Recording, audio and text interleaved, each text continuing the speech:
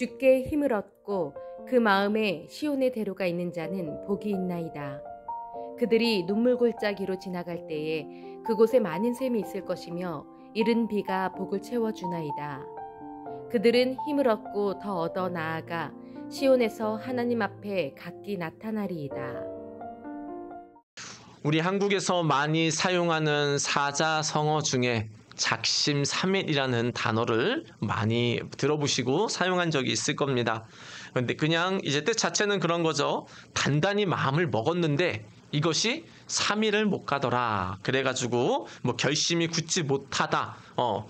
이제 결심을 한 만큼 행하지 못한다라는 것에 대해서 얘기를 하는 것 같습니다. 저도 이렇게 작심삼일을 할 때가 많습니다. 운동해야지. 살 좀 빼야지. 올 초부터 그렇게 계획을 하고 몇 번이나 했건만 여전히 제 몸무게는 거의 80에 가까이 아직 안 됐지만 가까워지고 있고 이제 옷도 막 안 받고 막 그러는 가운데 다시 한번 내가 또 운동을 해야 되겠다, 다이어트를 해야겠다, 뭐 그런 이렇게 얘기도 합니다. 하지만 때로는 잘 안 돼서 작심삼일 될 때도 저도 있습니다. 어떤 분은 그렇죠. 너 인터넷 좀 줄이겠다. 딱 결단을 했습니다. 정말 내가 의미 없는 유튜브, 뭐 필요한 건 봐야 되겠지만 의미 없는 유튜브는 내가 조금 보는 걸 줄여야 되겠다. 이렇게 생각했으나 이상하게 어떻게 됩니까? 뭐 잠자리 자기 전에 이상하게 습관적으로 유튜브 보게 되고 시간 남으면 보게 되면서 뭔가 내가 결심하는 것들이 또 제대로 안 될 때가 있다라는 것이죠. 참 너무나 우리의 연약한 모습이면서도 또 하지만 다시 또 일으켜야 될 모습이기도 합니다. 그런데 이런 작심삼일이 어디에도 해당됩니까? 예배에도 해당될 수가 있습니다. 물론 우리는 대부분 여기 함께 계시는 분들은 주일 예배를 잘 드리십니다. 그래서 예배 자체를 내가 빠져서 작심삼일이라기보다는 하나님이 원하는 게 있죠. 우리가 예배 때 은혜를 많이 받고 그 힘으로 어떻게 살아가길 원합니까? 월요일부터 토요일까지 그 은혜로 우리가 하나님의 뜻을 생각하며 살아가기를 원하죠. 하지만 이상하게 월요일이 지나고 화요일이 되고 수요일이 되면 우리의 신앙은 갑자기 하얀 곡선을 거두면서 때로는 하나님이 내 삶에 있나 없나 때로는 그럴 때도 있는 것 같습니다. 그러면 이렇게 하나요 혹시요? 그래 어쩔 수 없이 뭐 주일 예배 때 드리면 되겠지. 뭐 항상 다 이러는 부분은 아닌 것 같습니다. 근데 그렇습니다. 사실은 만약에 우리가 운동을 하다가 갑자기 내가 중단하면 어떻게 될까요? 결심을 먹었습니다. 운동을 열심히 시작했는데 중간에 안 하면 몸이 유지가 될까요? 몸이 더 나빠질까요? 몸이 더 나빠지게 됩니다. 이제 예를 들어서 운동을 하던 사람이 이제 운동을 줄이고 이제 내가 놀다 보면은 이제 먹는 것도 이상하게 더 많이 먹게 돼서 살도 찌고 몸의 균형도 더 나빠지는 것이죠. 그래서 이상하게 내 몸이 한 군데 어딘가 불편하기 시작되고 그래서 운동을 시작했으면 그게 하고 안 하고가 아니고 운동을 계속함으로 내 건강이 더 유지되고 발전되지만 안 하는 순간 그것은 후퇴하게 돼 있다라는 것이죠. 은혜도 마찬가지입니다. 때로는 예배도 마찬가지입니다. 내가 예배 한 번 안 드렸어. 혹은 내가 은혜 내가 잊어버렸어. 그걸로 끝나는 게 아니고 은혜도 내가 조금씩이라도 계속 내가 자라나고 내가 유지가 돼야 내 삶에 유익이 되고 힘이 되는데 이게 예배를 받았는데 갑자기 하얀 곡선을 가서 이게 다시 올라오지 않으면은 이게 어쩌면 하나님께서는 이게 좀 굉장히 안타까운 모습이 될 수 있다라는 것이죠. 게다가 우리의 삶은 어떻습니까? 뭐 롤러코스터 같은 인생 아닙니까? 기분이 막 좋았다가도 막 떨어지고 이게 막 이제 롤러코스터 같은 인생인데 우리가 은혜를 받지 못하면 이 롤러코스터 같은 인생이 안정이 되지 않을 때가 있다라는 것이죠. 자, 그렇습니다. 그러면 우리가 예배를 드리고 이제 은혜를 받았습니다. 지난주 말씀이 그거였죠. 예배 드릴 때 어떻게 해야 됩니까? 하나님을 갈망하며 사랑하며 예배를 드림으로 주님을 예배 때마다 만나야 된다라고 말씀을 드렸습니다. 이렇게 하나님을 갈망하며 이제 주일 예배 때 은혜를 받고 뭐 뭐 다양한 예배를 통해서 은혜를 받았다면 우리는 어떻게 이 은혜를 지속적으로 내가 누리며 살아갈까요? 은혜 받은 것을 어떻게 하면 월요일부터 토요일까지 이 은혜를 계속해서 우리가 누리며 살아가며 우리 삶에서 승리할 수 있을까요?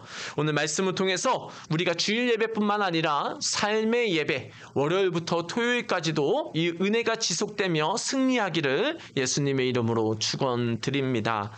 오늘 말씀은 지난주에 이어서 함께 보고 있는 말씀입니다. 지난주 말씀 잠깐 제가 말씀드리면 지금 어떤 상황이라 그랬죠? 지금 순례객들이 다른 지역에서 예루살렘에 있는 성전에 예배하러 오는 상황이라고 했습니다.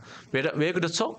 이제 솔로몬 때부터 성전이 예루살렘에 정착을 하죠. 그래서 이동형 성막이 아니고 이제는 예루살렘에 있는 성전에서 이제 이스라엘 사람들은 성전 중심으로 예배를 드립니다.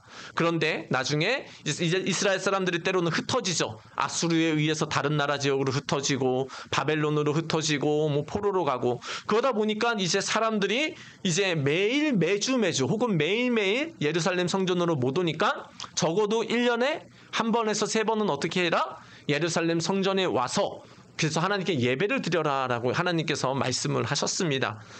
그런데 이제 그 말씀 가운데 이제 저자는 지난주 어떻게 말씀했죠? 내가 하나님의 성전을 너무 사모합니다. 내가 악인들의 집에서 내가 그 부자의 집에서 내가 오래 사느니 내가 하나님의 성전에서 하루라도 살면 너무 좋겠습니다. 라고 그렇게 고백을 하면서 하나님 앞에 예배하는 것의 즐거움을 그렇게 저자가 고백을 했습니다. 그런데 오늘 말씀은 조금 특이한 고백을 하고 있습니다. 5절에서는 이 똑같은 저자, 이 똑같은 시인이 이렇게 말씀하고 있는데요. 5절 한번 같이 읽습니다. 시작. 주님께서 주시는 힘을 얻고 마음이 이미 시온의 순례객에 아멘. 지난주의 말씀에 의하면 우리는 새 힘을 언제 얻습니까? 예배를 드리고 하나님을 만날 때 새 힘을 얻습니다.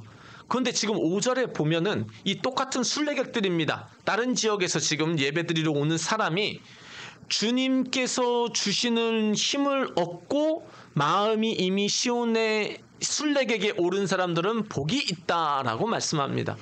지금 성전에 도착했습니까? 안 했습니까? 지금 도착하지 않은 상황입니다. 도착하지 않은 상황인데 이들은 이미 뭘 얻었습니까?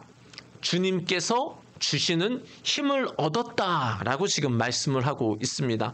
아마 이 말씀은 그겁니다. 뭐 순례 길이 뭐 가까운 사람은 뭐 일주일 걸릴 수도 있지만 뭐 진짜 뭐 바벨론에 있는 사람들이 오게 된다. 이집트에 있는 사람들이 오게 된다. 혹은 나중에 뭐 터키에 있는 사람들이 오게 된다. 이건 뭐 몇 날 며칠로 걸리는 그런 게 아니죠. 뭐 지금이야 뭐 비행기 한 번 타면 되겠지만은 그 당시에는 그게 쉽지 않았다라고 말씀을 드렸습니다. 그런데 이들은 이미 지금 한 달이 걸리던 뭐 이렇게 2달이 걸리던 이미 이 순례의 길 하나님 앞에 내가 예배를 드리겠다라고 발걸음을 떼는 순간 지금 뭘 얻었습니까?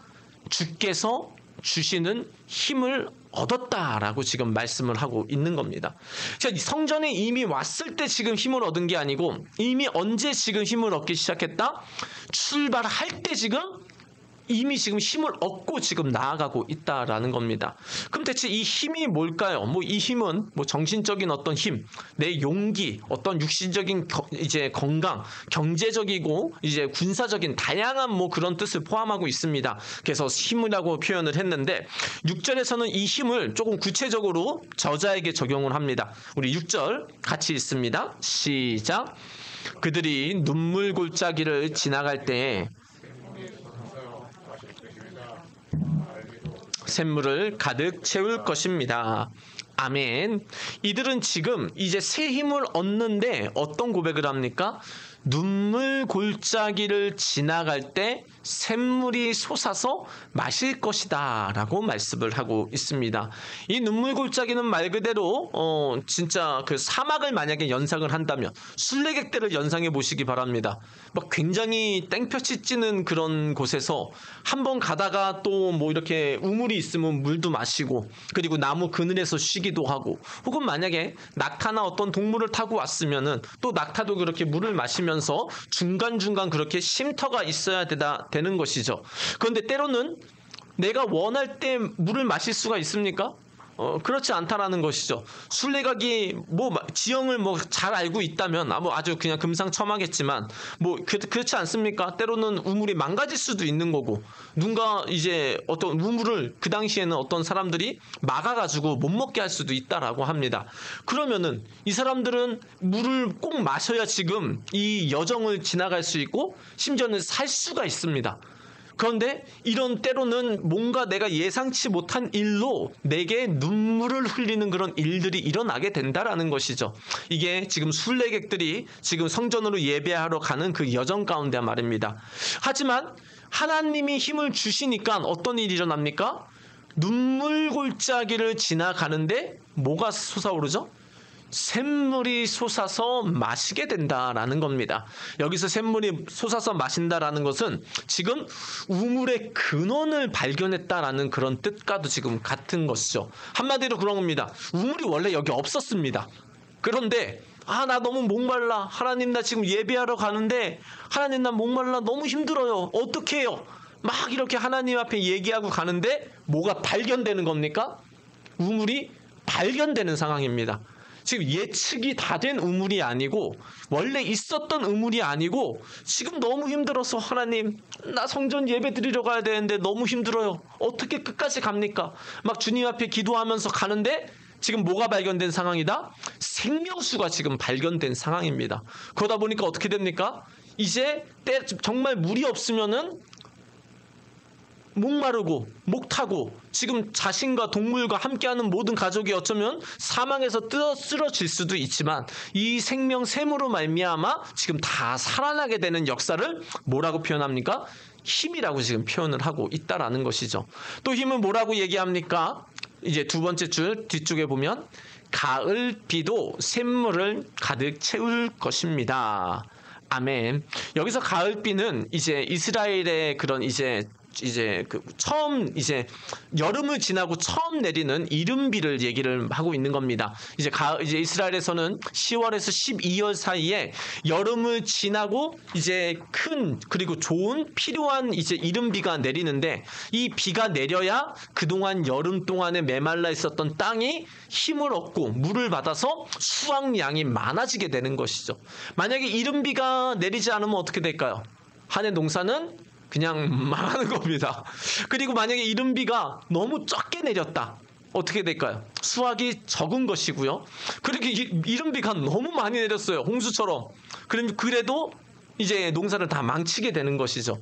그런데 하나님께서는 뭡니까? 이 성전을 향해서 나아가는 이 사람들의 삶에 가을비를 내려주셔서 샘물이 가득 채우게 된다라는 것이죠. 한마디로 이들이 지금까지 뿌렸던 그런 씨앗, 그런 노력에 대한 열매를 거두게 해주신다라는 게 이들이 말하는 지금 새 힘을 말하고 있습니다. 이렇게 지금 저자들은 성전에 도착하기 전인데도 불구하고 하나님 앞에 나아감으로 말미암아 하나님이 주시는 힘, 샘물도 발견하게 되고 자신들이 살 수 있는 힘을 얻게 되고 그리고 자신이 노력했던 것을 지금 거두게 되는 그 역사를 보게 되었다라고 이들은 지금 고백을 하고 있는 것이죠. 게다가 7절의 고백은 더 대단합니다. 우리 7절 한번 같이 읽습니다. 시작. 그들은 힘을 얻고 더 얻으며 올라가서 시온에서 하나님을 우러러 뵐 것입니다. 아멘. 그들은 힘을 얻고 더 얻으며 올라가고 있습니다. 여기서 올라간다라는 건 예루살렘으로 올라간다라는 것이죠. 서울로 올라간다 그런 표현도 예전에 하지 않았습니까? 지금 이들은 지금 예루살렘 성전으로 향해서 올라가는데 힘을 얻습니까? 얻는데 어느 정도죠? 얻고 또 얻고 올라가고 있다라는 것이죠. 그냥 기본적인 여정을 생각해 보세요. 사막을 지금 통과하고 있는데, 어떤 험난한 길을 통과하고 있는데 지치는 게 정상입니까? 힘을 얻는 게 정상입니까? 지치는 게 정상이죠. 막 산에 올라가는데 막 중간에 막 내 체력이 갑자기 솟아난다. 그거 아마 그냥 만화에서나 일어나는 일이 아닐까 싶습니다. 우리가 산에 올라가면은 힘이 빠집니다. 뭐 기분은 좋을 수 있겠지만요. 마찬가지로 이 여정도 그 험난한 여정 가운데 사실은 인간적인 생각으로는 힘이 빠지고 더 빠지는 게 정상인데 이들은 마음이 하나님께 있기 때문에 힘을 얻고 더 얻으면서 하나님 앞에 지금 가고 있다라는 것이죠. 그리고 결국은 어떻게 됩니까? 시온에서 하나님을, 성전에서 하나님을 예배 가운데 만나게 되는 역사를 지금 말씀하고 있다라는 겁니다. 우리의 인생도 마찬가지입니다. 우리의 인생, 때로는 우리 저자처럼 우리가 살아가는 인생이 때로는 힘들고 지쳐야 되지만 우리의 마음 가운데 하나님을 바라보며 살아간다면 우리는 뭘 얻을 수 있다라는 거죠. 오늘 본문은 힘을 얻고 또 얻을 수 있다라는 것입니다. 우리 5절 보면 이렇게 말씀하죠. 제가 다시 한번 읽어보겠습니다. 주님께서 주시는 힘을 얻고 마음이 이미 시온의 순례객에 오른 사람들은 복이 있다라고 말씀합니다. 누가 힘을 얻었습니까? 마음이 이미 시온의 순례객에 오른 사람에게 지금 얻어진 게 뭐냐? 힘을 얻었다라는 겁니다. 그냥 아무나 지금 힘을 얻은 게 아니고 마음이 이미 지금 어디에 있습니까? 하나님께 있는 겁니다. 마음이 내가 하나님을 만나는 것에 지금 마음이 있다라는 거죠. 이미 마음이 내가 하나님이 원하시는 것에 대로 내가 순종하며 살겠다라고 마음이 이미 하나님께 있기 때문에 하나님은 이들에게 뭘 주시고 있습니까? 힘을 주시는데 얻고 또 얻고 샘물이 나게 하고 이른비를 주시는 역사를 하나님이 주시고 있다라는 겁니다. 아까도 잠깐 말씀드렸지만 우리가 막 강수량을 조절할 수 있나요? 하나님 올해는 강수량이 한 100mm만 왔으면 좋겠습니다. 하나님 저 지역에 지금 남쪽에 좀 물이 많이 없어서 식수가 없다는데 하나님 200mm 정도만 내려주시면 좋겠습니까?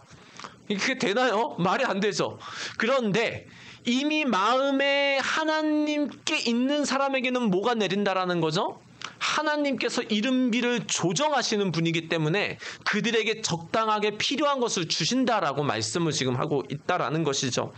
이 마음은 우리가 생각하는 것보다 그 유대인들 사회에서는 더 큰 역할을 했습니다.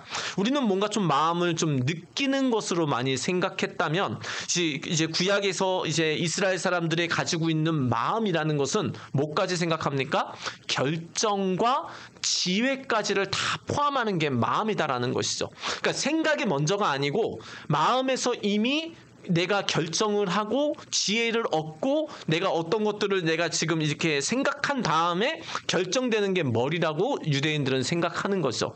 그렇다면 지금 이들이 마음이 이미 시온의 대로에 있다라는 건 무슨 말이죠? 내 마음에 하나님 중심으로 살기로 내가 작정했다라는 겁니다. 내 마음이 이제는 내가 하나님 중심으로 내가 살아가기로 내 마음을 정했다라는 겁니다. 이렇게 하나님 앞에 내 결단과 의지와 지혜와 그 모든 것에 있어서 나는 이제 주님을 중심으로 살아가겠습니다. 예배를 드리며 하나님을 기뻐하게 하시는 중심으로 살아가겠습니다.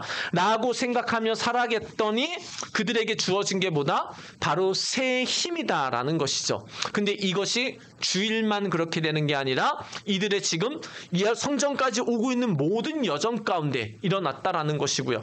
오늘날로 말하면 뭘 말씀합니까? 월요일부터 토요일까지 이들은 하나님을 중심에 마음에 두고 살아가기 때문에 주님이 주시는 새 힘과 능력을 받아서 살아가고 승리했다라는 것이죠. 그리고 결국은 또 어떻게 됩니까? 7절에서 하나님 중심으로 살아가다가 새 힘을 입고 살았는데 성전에 와서 또 하나님께 예배하면 힘을 얻고 살아간다라는 것이죠. 그래서 월요일부터 주일부터 토요일까지 모든 삶이 사실은 하나님께 새 힘을 얻으며 살아갔다는 것이 바로 참된 예배자의 모습이다라는 겁니다. 때로는 그런데 우리는 어떻습니까? 이상하게 월요일만 시작되면은 우리의 삶은 뭔가 지치기 시작합니다. 사실은 그런 이유도 충분합니다. 우선 직장을 가야 되지 않습니까, 보통? 그리고 우리의 일과가 시작되는데, 직장에서 내가 좋아하는 사람도 있겠지만, 나랑 안 맞는 사람도 있고 혹은 나의 상사도 있지 않습니까? 근데 상사가 뭐 대부분 다 명령하고 뭐 그러면은 다 좀 그렇잖아요. 싫잖아요. 듣기 싫고. 그런데 그런 상사들을 만나고 사람들을 만나다 보니까 이미 사실은 삶을 살아가다 보면은 지치기 마련이다라는 것이죠. 때로는 그리고 어떻습니까? 가정에서의 어떤 이제 부부와의 그런 갈등 가운데 또 힘이 빠지기도 합니다. 그래서 월요일에 힘 빠지고 화요일에 힘 빠지고 수요일에 가면은 이제 우리가 지쳐가지고 내가 지금 하나님은 또 어디 있나? 내 은혜는 어디 간다? 이게 우리는 때로는 지치기도 한다라는 것이죠. 때로는 우리가 그리고 예상치 못한 그런 사건을 당하기도 하죠. 교통사고를 당할 수도 있고 어떤 갑작스럽게 사기를 당할 수도 있습니다. 요즘에 코인 투자 많이 하지 않습니까? 근데 때로는 투자 때문에 절망하는 사람들도 있지 않습니까? 뭐 이제 영끌이라고 해가지고 막 빚져가지고 겨우 막 아파트 샀는데 아파트가 막 올라야 되는데 막 떨어집니다. 그러면 마음이 어떻겠습니까? 그건 절망 아니겠습니까? 그러니까 우리의 삶 가운데 이런 수많은 절망과 힘을 빠는 일이 있기 때문에 우리는 주일에 받은 은혜도 우리도 계속 떨어지기 마련이죠. 그런데 하나님께서는 이것을 그냥 두시면 안 된다라고 오늘 말씀을 하고 있습니다. 오히려 뭘 말씀합니까? 세상에 그렇게 우리를 힘 빠지게 하고 우리를 어렵게 하기 때문에 더 우리가 어떻게 해야 된다? 마음 중심에 하나님을 모시고 살아가야 된다라는 걸 지금 말씀을 하고 있다라는 것이죠. 하나님을 내 마음 중심에 두고 주님 중심으로 살아가면 그때 하나님이 뭘 주신다? 새 힘을 준다라는 겁니다. 그러니까 세상에 힘들고 어려운 일은 있습니다. 그럼 변할 수가 없어요. 뭐 이 땅이 죄악의 세상이고 부족한 것 투성이기 때문에 다 힘들고 어렵습니다. 뭐 서울대 나오시고 졸업하면 다 괜찮을까요? 아닙니다. 서울대는 서울대 나름대로의 그 경쟁하는 것이 있습니다. 자존심이 있고 서울대 가면 더 힘들게 경쟁하고 어렵습니다. 뭐 학벌이 높고 돈이 많다고 끝이 아닙니다. 우리의 삶에는 사람마다 나름대로 우리의 힘들고 어려운 건 있지만 우리가 그렇다고 거기서 힘을 빠뜨리는 것이 아니라 오히려 주님을 바라보며 주님 중심으로 내가 살기로 작정함으로 하나님께 새 힘을 얻으며 우리가 살아가야 된다라는 것이죠. 우리가 하나님 앞에 하나님을 중심으로 모시고 살아간다는 건 그건 어떤 것이 있을까요? 우리가 삶에 이런 것들을 할 수 있겠죠. 우리 하나님 말씀 같이 있습니다. 시작. 나의 하나님이여 내가 주의 뜻을 행하기를 즐기오니 주의 법이 나의 심중에 있나이다 하였나이다. 아멘. 심중에 마음에 지금 뭐가 있죠? 주의 법. 한마디로 말씀이 있다라는 것입니다. 하나님 앞에 하나님을 중심으로 내가 모시고 산다라는 것은 하나님의 말씀을 내가 주중에도 읽으며 살아간다라는 것이죠. 또 어떤 것이 있을까요? 히브리서 13편 15절 같이 한번 있습니다. 시작. 그러므로 우리는 예수로 말미암아 항상 찬송의 제사를 하나님께 드리자. 이는 그 이름을 증언하는 입술의 열매니라.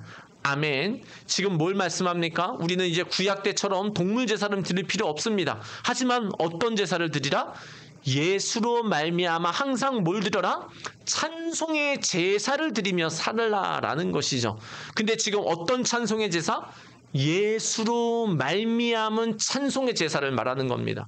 이건 말 그대로 예수님께서 우리에게 행하신 그 구원을 찬양하며 감사하며 살아가다라는 것이죠.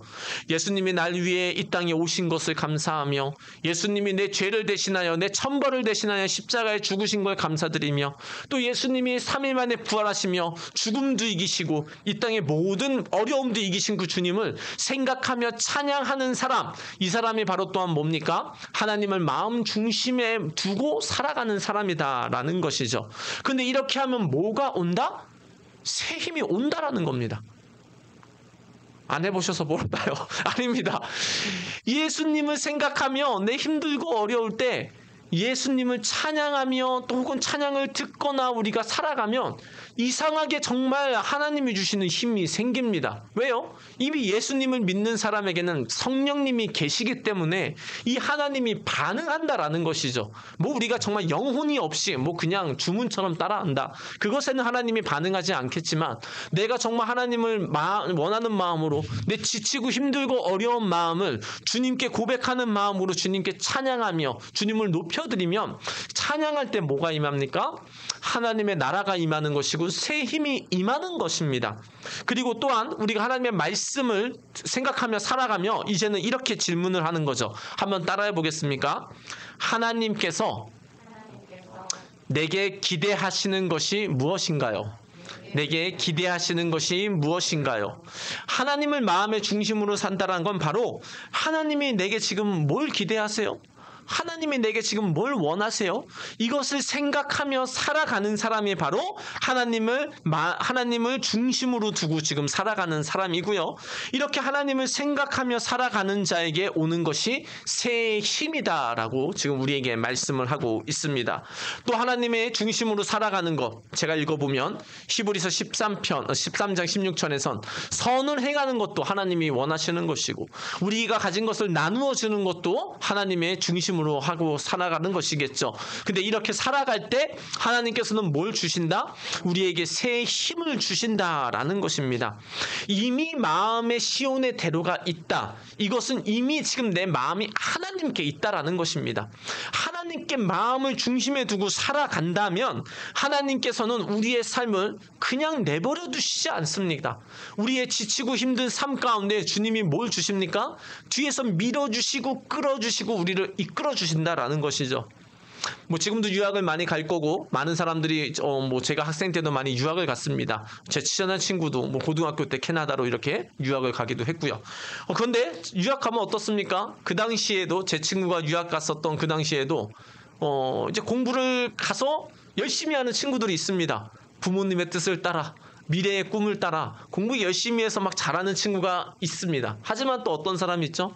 뭔가 삐뚤게 날아가는 그런 어떤 유학생들도 있습니다. 이상하게 불량배들하고 이렇게 넣어올리고 그러다가 마약에도 손대고 마리화나에도 손대고 그러다가 부모님이 용돈만 주면 어디다 씁니까? 계속 뭔가 이상한 데로만 돈을 씁니다. 근데 이렇게 되면 어떻게 될까요?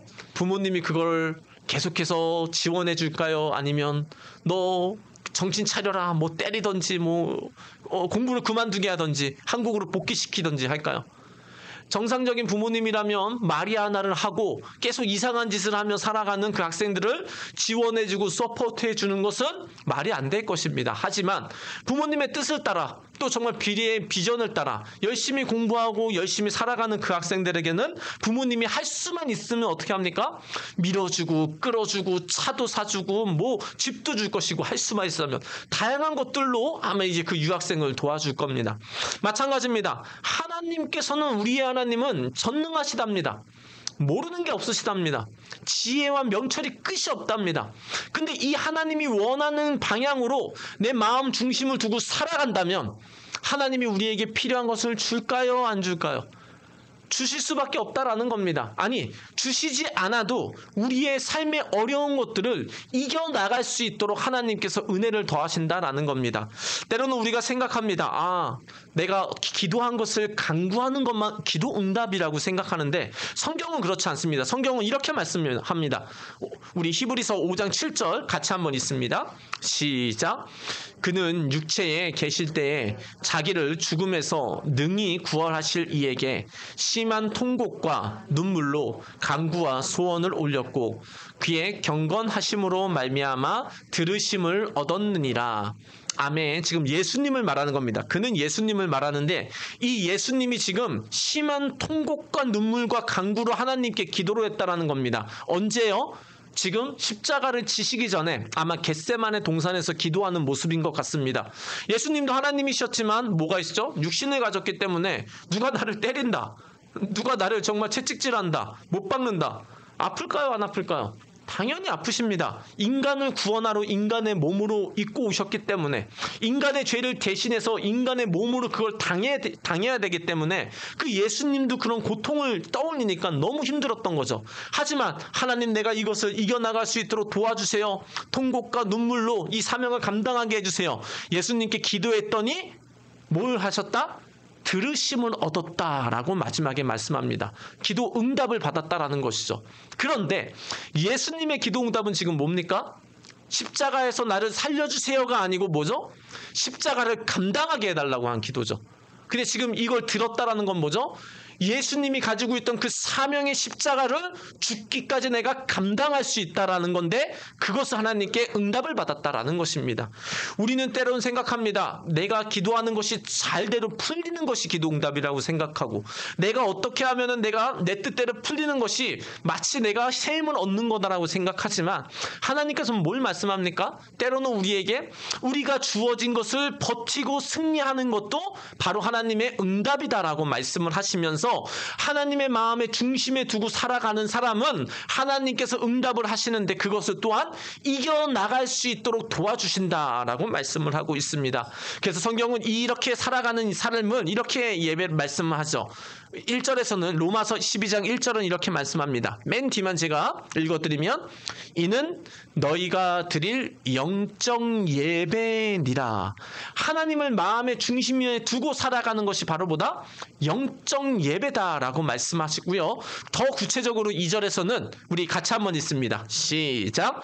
너희는 이 세대를 본받지 말고 하나님의 선하시고 기뻐하시고 온전하신 뜻이 무엇인지 분별하도록 하라. 아멘. 1절은 뭐라 그랬습니까? 영적 예배를 말씀했습니다. 그리고 2절은 뭘 말씀합니까? 이 영적 예배는 바로 뭐냐? 이 세대를 본받지 말고 하나님의 선하시고 기뻐하시고 온전하신 뜻이 무엇인지를 생각하며 살아가는 것이 바로 보다 영적 예배다라고 말씀을 합니다. 주일 예배, 하나님과 만나는 기쁨의 그 교회에서의 현장의 예배도 있지만 우리의 삶에서 하나님의 뜻이 무엇일까? 하나님이 기뻐하시는 것이 무엇일까? 내 이 상황에서 내 이 결정 가운데 하나님이 온전하신 뜻이 무엇일까? 생각하며 기도하는 것이 무슨 예배다? 영적 예배다라고 지금 말씀을 하고요. 이렇게 영적 예배를 드리며 살아가는 사람에게는 하나님께서 뭘 주십니까? 새 힘을 주신다라고 지금 말씀을 하고 있습니다.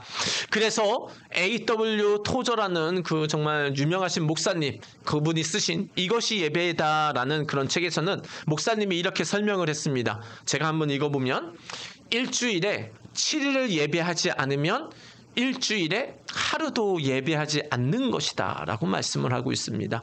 아래 말씀에서는 하나님을 월요일에 예배할 수 없다면 하나님을 주일에 예배한 것이 아니다 라고 말씀을 하고 있습니다. 이것은 뭘 말씀합니까? 우리의 삶이 주일만 이렇게 은혜를 받고 월요일부터는 힘 빠져서 하나님과 상관없이 살아가는 삶이 아니라 주일에도 내가 은혜를 받았다면 월요일에도 월요일부터 시작하는 삶에서도 하나님이 기뻐하시는 게 뭡니까? 하나님이 원하시는 게 뭡니까? 하나님 중심으로 살아가는 것이 바로 예배고요. 이렇게 예배를 드리며 살아갈 때 우리는 주일뿐만 아니라 월요일과 토요일까지도 영적 예배를 드리며 살아가며 우리가 새 힘을 얻으며 살아갈 수 있다라고 말씀을 하고 있는 것입니다. 이사야서 40장 31절은 이렇게 말씀합니다. 우리 마지막 말씀인데요. 우리 같이 한번 읽습니다. 시작.